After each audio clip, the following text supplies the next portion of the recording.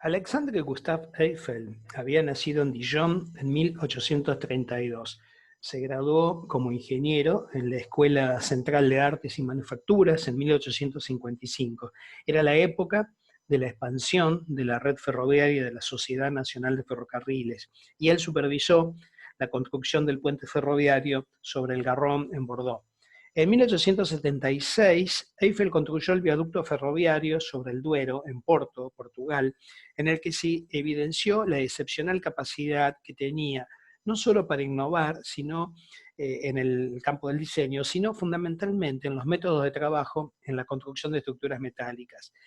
El viaducto de Garavit, que fue durante mucho tiempo el puente de arco más grande del mundo, será una obra fundamental en la carrera de Eiffel, porque va a ser la que acrecienta más el prestigio personal de él como ingeniero y de Eiffel y compañía como compañía especializada en construcciones metálicas, y que la va a convertir en la adjudicataria de contratos muy importantes con el Estado, como la estructura de la Estatua de la Libertad, misma Torre Eiffel y el Canal de Panamá, cuya historia veníamos en otra oportunidad. Ahora veamos el proceso de construcción de la torre desde la perspectiva tecnológica. Como dijimos, los campos de Marte son un espacio cedido por el ejército francés para la instalación de la torre y de la exposición. La primera cuestión que surge es que cuando se inician las excavaciones aparece la napa freática a muy poca distancia del suelo por la adyacencia de los terrenos al Sena. Todo el movimiento del suelo se hacía en aquella época fundamentalmente a base de pico y pala, con mucha mano de obra y escaso equipo pesado. Si vemos una foto tomada el año siguiente en el Canal de Panamá, vamos a ver que la técnica es similar. Hay muy poco equipo pesado y fundamentalmente mucha mano de obra para hacer el movimiento del suelo. Cuando se suscita este problema, Eiffel resuelve el tema de las fundaciones utilizando un sistema de fundación por medio de cajones. La fundación por medio de cajones es un sistema ampliamente utilizado en suelos de poca estabilidad y fundamentalmente con presencia de agua. Si observamos, estos cajones, que en este caso son de forma rectangular, son cerrados por la parte superior y ustedes pueden ver que aparecen unos accesos con unas escaleras por donde ingresan las personas para trabajar. Eso les da escala también y les proporciona una idea del tamaño que tienen.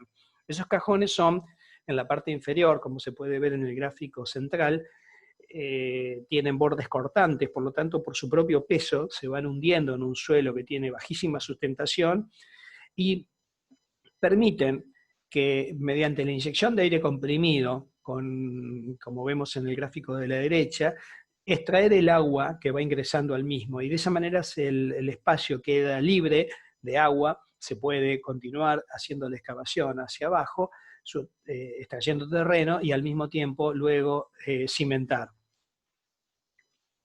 Resuelto el tema de las fundaciones, la torre empieza a asomarse. Llama la atención o hace una paradoja el hecho de que cuando la torre surge de sus fundaciones arranca torcida, ¿no? Aquí tenemos un proceso de construcción que está ampliamente documentado a través de la fotografía, a diferencia de lo que pasaba con el Palacio de Cristal de Paxton. La torre, el proceso de construcción de la torre se encuentra narrado espléndidamente, a mi criterio, en dos obras cuya lectura yo les recomiendo, para los que quieran adentrarse en detalles que no son menores, sino que describen, además de los aspectos técnicos, las características de la sociedad que generó aquella construcción, que era para algunos monstruosa, para otros sublime, pero que fue posible porque coincidieron en un tiempo y lugar unas condiciones apropiadas para concebir y materializar una obra que aún hoy sigue asombrándonos. 300 metros de altura, 7.300 toneladas de peso. Recuerden, el Palacio de Cristal tenía un peso de 4.500 toneladas, 26 meses para su construcción, menos de 200 obreros trabajando en condiciones de seguridad que hoy serían inaceptables, ejecutando trabajos a una altura en la que nadie había trabajado antes ni se había imaginado hacerlo. Y todo esto en tiempo y forma y sin ningún accidente. Sin duda, estos detalles contribuyen a que la torre nos asombre más que por su belleza, por su esbeltez, por su altura, o por los riesgos que implica una empresa que tan grande para aquella época. Uno de esos textos de Eiffel Tower, de Joel Boloch, es un texto en el que se relata la relación entre dos tecnologías que nacen y se desarrollan juntas, la fotografía y las estructuras metálicas.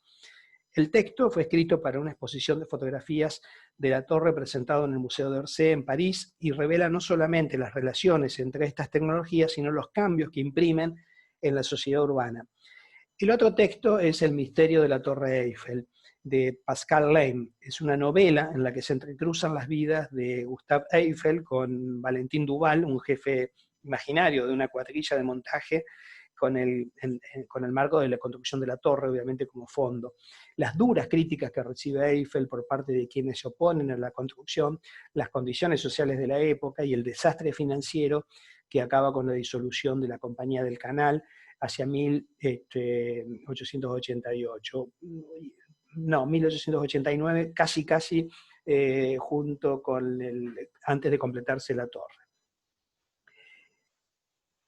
Del dibujo original de Maurice Coectin y Émile Noguer, que no es más que un boceto, el desarrollo del proyecto va a llevar obviamente su tiempo, y fundamentalmente acá hay que destacar esta condición. Eiffel es muy consciente de que para poder construir esta torre en tiempo y forma, y dentro de un presupuesto que se había establecido como máximo y que no debía ser superado, debe utilizar un sistema de construcción fundamentalmente de prefabricación. Las piezas tienen que estar todas, absolutamente todas, prediseñadas para poder ser fabricadas en un taller. La firma Eiffel y compañía tenía talleres en Levallois, cerca de las afueras de París. Allí se fabricaban las piezas y se llevaban a obra para ser montadas. La crónica de uno de estos relatos a los cuales hice mención cuenta que cada elemento metálico salía del taller como una pieza suelta de acabado impecable, y en el lugar de las obras, los obreros, que eran muy pocos y todos con mucha experiencia, no tenían más que ajustar las viguetas con remaches según los planos de montaje de que disponían, diseñados en el estudio. Siguen un método que va a contracorriente de lo que es normal en aquella época. A pleno sol se registraban 40 grados centígrados o más. ¿Cómo se podía trabajar durante 12 horas seguidas a 130 metros del suelo, sin barandillas sin ninguna medida de protección? En cualquier caso, Eiffel pretende respetar los plazos fijados escrupulosamente y asegura que la bandera francesa ondeará en lo alto de la torre dentro de 6 meses, o sea, el 31 de marzo próximo, que para ser exactos, el 9 de noviembre de 1888. La torre ha alcanzado una altura de 170 metros. O sea, la torre se eleva a razón de 1 metro diario. Este proceso de construcción, que como dice la crónica, va a contramano de lo que se hacía normalmente, que era disponer de mucho personal en la obra, Eiffel lo invierte de alguna manera y con eso consigue, pero para eso hay un énfasis en el proceso de diseño y en no dejar ningún detalle para ser resuelto en obra, sino todo se resuelve en los tableros, de ahí van a los talleres, se producen las piezas y se llevan a la obra para ser montados. La base de la torre, ya que habíamos empezado por ahí, está detallada, por ejemplo, en este plano de ensamblaje, donde aparece todo el detalle del armado de los andamios que van a sostener la torre en su comienzo. Como podemos ver en esta imagen, aquí están los andamios que se construían de madera para poder sostener hasta que la estructura se vinculase por encima las primeras partes de la torre. Las críticas que habían provenido fundamentalmente de los intelectuales y los artistas salió publicada en una solicitada en un diario francés, Los Tiempos, el 14 de febrero, fue reproducida al día siguiente por el Times en Londres, y decía lo siguiente: los abajo firmantes, escritores, pintores, escultores, arquitectos, amantes por encima de todo de la belleza hasta hoy intacta de la ciudad de París, pretendemos, en nombre del gusto francés pisoteado, del arte y de la historia francesa que se ven amenazados, elevar nuestra airada protesta contra la creación en pleno corazón de la capital de la inservible y monstruosa Torre Eiffel, esa misma que el pueblo, con su instinto, expresión normal de sentido común y de equidad, ha designado ya como Torre de Babel. Entre los que firmaban la solicitada aparece el arquitecto Charles Garnier, el autor de la Ópera de París. Obviamente un concepto de estilo neoclásico y que evidentemente tenía una visión extremadamente conservadora respecto de la construcción de una torre, como la que había proyectado Eiffel. Eiffel de alguna manera se defiende y dice, yo creo que la torre va a poseer belleza, porque somos ingenieros, la gente piensa que no nos preocupa la belleza en nuestras construcciones y porque nos abocamos a hacerlas resistentes y durables, no tratamos de que sean además elegantes. La torre será la construcción más alta que el hombre ha levantado. ¿No es por consiguiente grandiosa en ese sentido? ¿Y por qué lo que debe ser admirable en Egipto, está haciendo una comparación con las pirámides, se lo considera ridículo en París? He reflexionado acerca de esto, pero debo admitir que no entiendo. Esto es lo que dice Eiffel con respecto a la torre. Es cierto que aquí hay que dar un poco de credibilidad a lo que sostiene un artículo del Times publicado un año después, cuando la torre alcanza los 300 metros de altura. El Times admite que había sido muy duro con las críticas y que en principio cuando la torre realmente posee belleza, pero que los dibujos iniciales de la torre no mostraban realmente no mostraban lo que iba a ser.